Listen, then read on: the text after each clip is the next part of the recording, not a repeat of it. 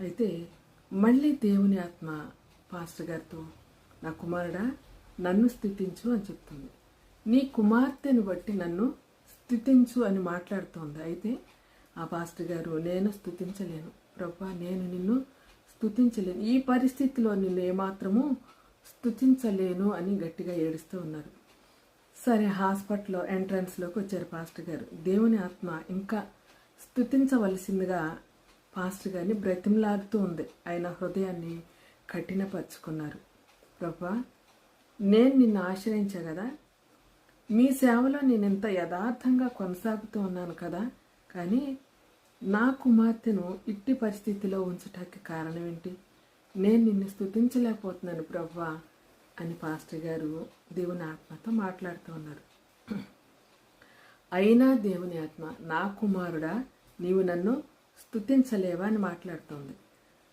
దేవుని ఆత్మ మరలా మాట్లాడుతున్నప్పుడు, నేను స్తుతించలేను ప్రభా అంటున్నారు పాస్టర్ గారు. అయితే ఆసుపత్రిలో ఆయన కుమార్తె ఉన్నటువంటి వార్డు దగ్గరికి వచ్చారు పాస్టర్ గారు.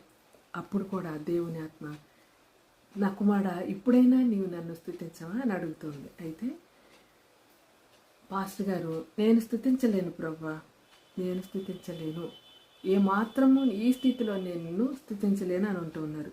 అయితే పాస్టర్ గారు మరి ఎంట్రన్స్కి వెళ్ళారు. తర్వాత ఆ వార్డు దగ్గరికి వెళ్ళబోతూ ఉన్నారు. ఆయన హృదయం బ్రద్దలైపోతుంది. ఎందుకంటే ప్రభు ఆత్మ మాట్లాడుతుంది నన్ను స్తుతించమని. ప్రభువా నీకు స్తోత్రం, నీకు స్తోత్రం, నీకు స్తోత్రం అని పాస్టర్ గారు ఒక్కసారి గట్టిగా అరవటం మొదలుపెట్టారు. ఎలాంటి కన్నీటితోటి, పూర్ణ బలముతోటి, పూర్ణ హృదయంతోటి దేవుణ్ణి స్తుతించటం మొదలుపెట్టారు. అయితే ఆయన హృదయంలో నుండి ఉప్పుచు వరద వలె స్థుతి బయలుదేరింది కదా.